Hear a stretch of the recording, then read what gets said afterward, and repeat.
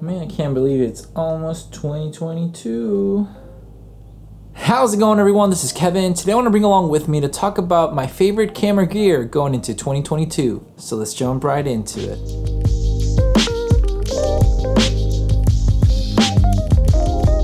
It's crazy to think that 2022 is basically around the corner, and I can't really imagine just thinking back of everything of 2021 with all the YouTube videos that I've gotten to make, all the content creation, the photos that I've taken, the gear that I've acquired, and everything like that. It just seems a little bit surreal that we're already going into 2022. I've gotten to reach really cool milestones with this channel so far, and getting closer to 700 subscribers, reaching over 100,000 basically views overall with my channel, and just getting to talk with more of you guys on here has been pretty phenomenal in my opinion. So it's been really cool to see just 2021 kind of get that little snowball effect for the channel, and I appreciate you guys being here and watching this content.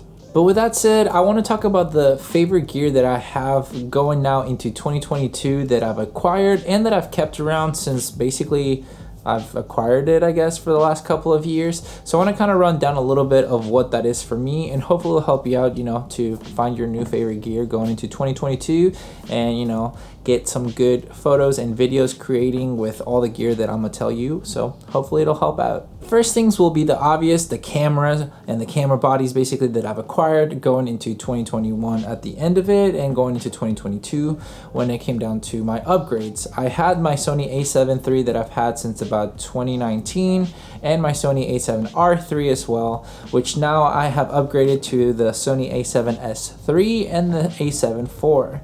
These two cameras are going to be basically what are going to hold me over for quite a long time in my honest opinion. It has everything that I really need when it comes down to camera for photo and video with both of these cameras. Each of them basically just having their own, I guess, key features that I really use them for, like the Sony A7S III, really just using it for my main video camera when it comes down to this channel and any video content that I have to create for myself or clients. Now the A7 IV will be a good hybrid in case I only need to bring one camera. I can do stills and video when it comes down to just using this. And in my honest opinion, if you're looking to just get one camera going into 2022 that will be the best hybrid, I think you have a good option with the Sony A7 III or the A7 IV. It all depends really what you're kind of going for. If you're really going to be doing more stills rather than a lot of focus on video and you just need some minor video, the A7 III is going to be more than enough. The A7 IV is a lot better when it comes down to having a true hybrid, because the video of it is going to be a lot more versatile when it comes down with the 10-bit color grading, which makes it a lot easier to color grade, and just overall with the 4K 60 as well, just gonna add a little bit more smoothness to your video capabilities with that camera for a hybrid camera. So if I personally had to choose one camera, I would go with the A7 IV, because I know that I'll take a lot of photos and do video, and with the A7S III, obviously the megapixel count is a little bit more lower, so it's a little bit harder to, but that's just my personal opinion about it. So that's just kind of like a summarized version of which one I would choose here shortly, just going into 2022. But either of these cameras are phenomenal, and I'm obviously taking them both with me into 2022 for all my content creation needs. Next, we have my lenses going into 2022. I have condensed down and gotten rid of all my prime lenses to just only have my two zoom lenses that I use, my Tamron 17-28, which I'm currently filming on, and the 35-150 by Tamron as well. These two just cover everything that I personally need when it comes down to focal ranges and aperture, because with the f2 to 2.8, it's just more than enough for what I need when it comes down to photo and video capabilities. And the 17-28 f2.8, well, it's a very great versatile wide lens where you get really wide at 17 and a little bit closer with 28, and then I can cover the rest with the 35-150 here. I still have my 28-75 Tamron and the 70-180, but I have basically given them to my wife to use for all her content creation needs, because I can simply just keep this, and I did not see a purpose of keeping my prime lenses that I had, my Sigma 35 and 85. Phenomenal lessons still, especially for the price point that you get them for. So if that's something that you're looking for, definitely recommend some primes like that, because they don't break the bank. So now I'm going to talk about some budget-friendly accessories that I use for my camera, and basically for everything I do for content creation when it comes down to basically all my setups.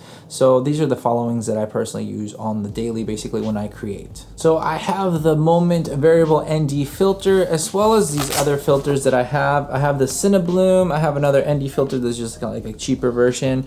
I have a polarizer as well from Moment. I personally went with Moment just because the price of what you're getting is really good for the quality that you're obtaining.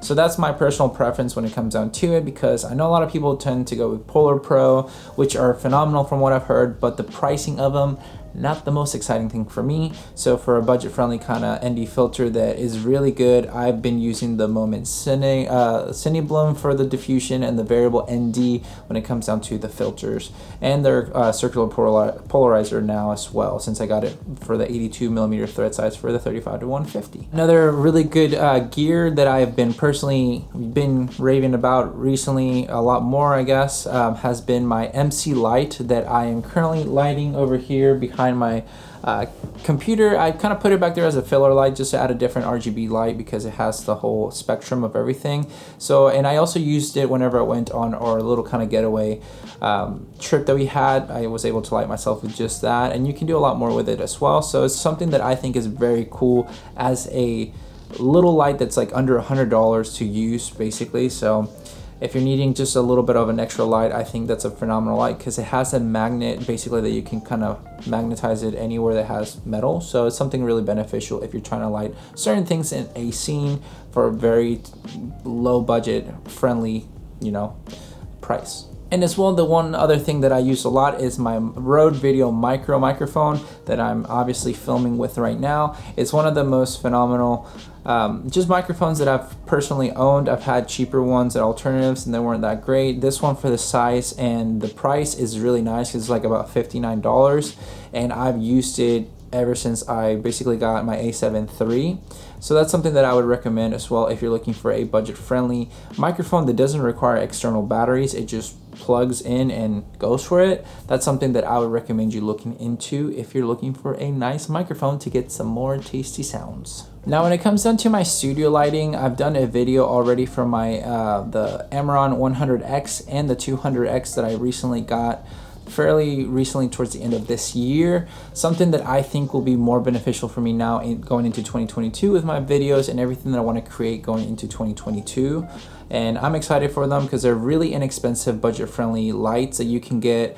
The 100X was on sale for like $200-ish whenever I got it, and the 200X was on sale for like $300, and I think they retail originally like $350 and like $280 or something. I can't remember off the top of my head, but I'll put the amount here. But it's a very good lighting setup that it doesn't break the bank, because most of the aperture lighting that they usually have are started about like in the like 700 range to 1,000 and more.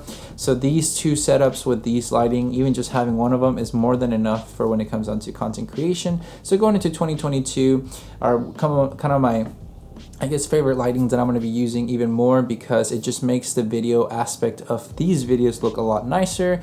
I'm still going to be tinkering with what I like of how to set them up even better and better every time, but for now they shall do how they do right now to make me look relatively okay. Now when it comes down to drones and everything like that, I made a video about why I wouldn't get the Mavic 3, especially because of the budget of what it is, and the A7siii is just unrealistically pricey for what I would personally use it, unless you're a very good drone photographer and videographer that you really need that kind of extensive drone. I mean, that's something for you, but for me, I have the Mavic Air 2 that I have been very happy with ever since I got it. If I would have honestly gone a different one that wasn't like this one, I would have gone the Air 2S, because of how much, a little bit better basically quality overall than this one is. But for the price point, this one is very nice because the fly mode combo is like about like $980.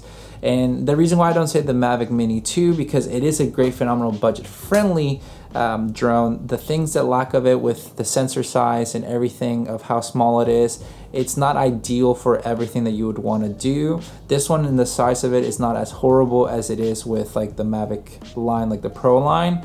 So that's something that the reason why I kind of went with this one. I know the Mavic Mini 2 is phenomenal still, so if you're wanting something smaller, that's something that I would recommend as well, because it is really good to just have a little drone that pretty much can get away with being flown almost anywhere because of the weight itself of it. But for me personally, I got the Fly More combo when it came down to the Mavic Air 2.